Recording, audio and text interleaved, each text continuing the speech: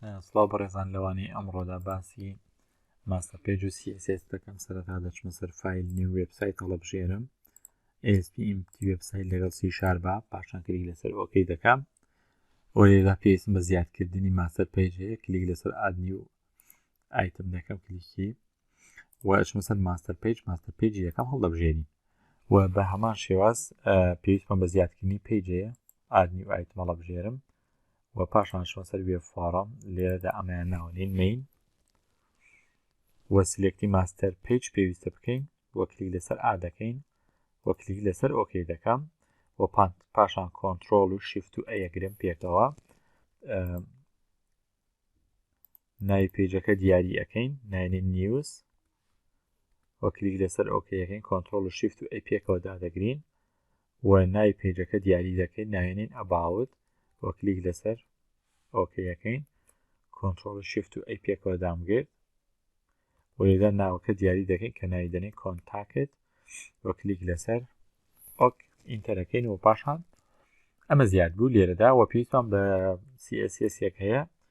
کۆنترۆل و شیفت و ئەی پێکەوە دامانگرت ئەچمە سەر ستایل شیت لە PTS-ئەکاندایە ستایل شیت و ستایل شیتەکەمان زیاد کرد. ئەگەر مانەوێت ستایل شیت زیاد بکەین ناو ئەم پرۆژە ئەوە پێویستە ستایل شیتەکە بە دراگ و درۆپ ڕابکێشێنە ناو بەشی هێدەوە، بەشی هێد ستایل شیتەکەمان ڕاکێشاوە پاشان خۆی زیاتیەکە. ئێستا بۆ دروستکردنی مینو لێرەدا لە ناو ماستەر پێیجەکەدا لە ماستەر پێیجەکەدا پێویستمانە UL زیاد بکەین، ئەڵێن UL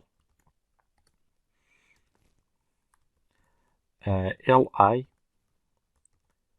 A هرێف یەکسانە بە about بۆ نمونەڵین about و پاشان ئەمە کۆپیەکەین،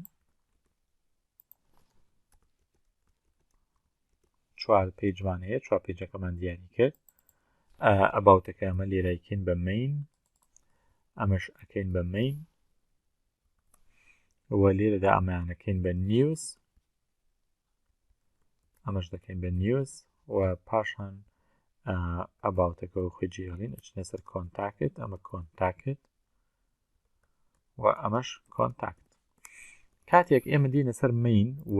لە مین ناچینە سەر بەشی دیزاین ئەبینی بەم شێوازەیە دەرەچێ و کاتێک ئەمە ڕەنەکەین ئەبینین بەم شێوازەیە دەرەچێت، ئەبینین بەم شێوازەیە هەمان شێوازمان هەیە لێرەدا. ئەچمەوە سەر بەشی ستایل لێرەدا پێویستم بە UL هەیە، ئەڵێم UL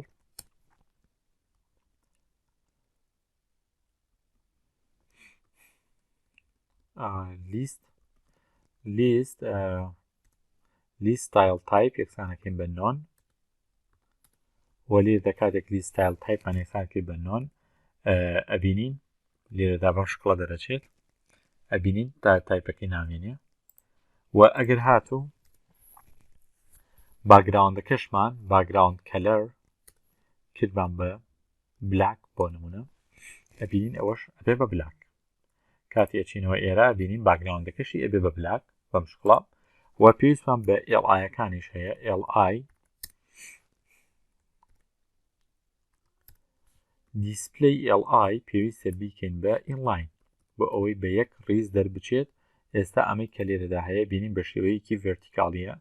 بەڵام کاتێک دیسپلەیەکەمان کرد بە ئینلاین ئەمە ڕیفرێشەکەینەوە ئەبینین بەم شێوازەیە لێدێت و لێدا پێویستمان بە زیادکردنی پادینگ هەیە، پادینگ ئەتوانین بڵین ئەکاتە 12 px و کاتێک ئەچینەوە سەر وێبسایتەکە ئەبینین هەندێک لێک جیا دەبێتەوە و پێویستە ڕەنگی ئەمانە بگۆڕین، ڕەنگی ئەمانە پێویستە بگۆڕین بیکەین بە چ ڕەنگێک، ئەڵێن LIA واتە لەناو LIA مان هەیە، لەناو LIA مان هەیە ئەڵێن کەڵەرەکەی یەکسانە بە وایت. تێکس دیکۆریشن بۆ ئەوی خەتش بەژێریان نەمێنێ، تێکس دیکۆریشن ئەکاتە نۆن. ئەم خەتەی کە لێرەدا بەژێریا هاتووە هەریەکەیان نیوز خەتێک بەژێریەوە هەیە ئەوەش نەمێنێ بەم شکڵی لەکەین. بەڵام بینین پێویستە کەمێک ئەمە فراوانکەین، لێرە ئەتوانین پادینگێک زیاد بکەین،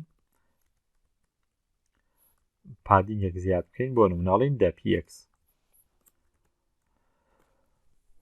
بەم شێوازەی لێ دەبینین بوو بە مینوویەکی تاڵ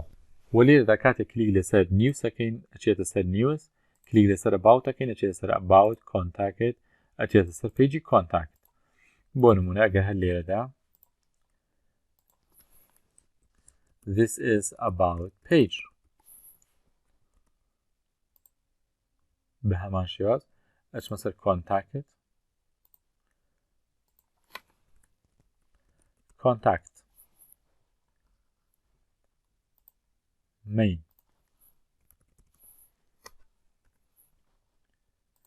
news ئەبینین لێرەشدا توانین نیوز زیاد بکەین و پاشان ئێمە کاتێک ڕەنیەکەینەوە ئەبینین کاتێک کلیک لەسەر مینەکەین دێتە سەر مین